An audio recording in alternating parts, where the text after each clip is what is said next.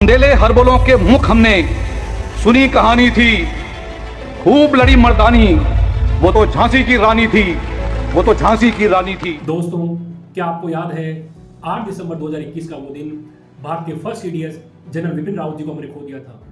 आपके समय से ज़्यादा कीमती हमारे लिए कुछ भी नहीं है। आइए जानते हैं शॉर्ट में उनकी कहानी। दोस्तों, साल 2008 में अफ्रीका देश कांगो गृह युद्ध की आग में झुलस रहा था। तभी जनरल विपिन रावत जी को यूएन पीस कीपिंग मिशन की तरफ से कांगो भेजा गया, जहां विद्रोही गुटों ने वहां के स्थानीय नागरिकों और यूएन की चौकियों पर भारी हमला बोल दिया था।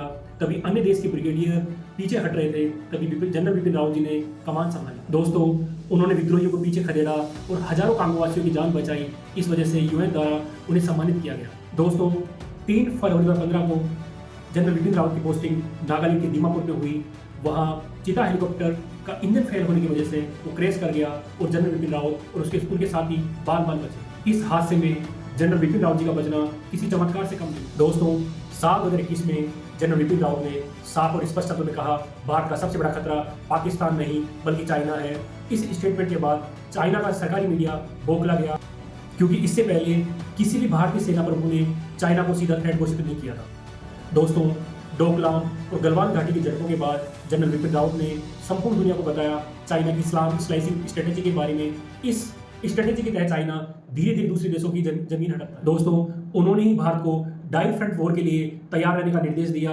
उनके हिसाब से एक फ्रंट चाइना, एक फ्रंट पाकिस्तान और हाफ फ्रंट आंतरिक चुनौतियां भारत की जो है उनके बारे में सचेत रहना चाहिए।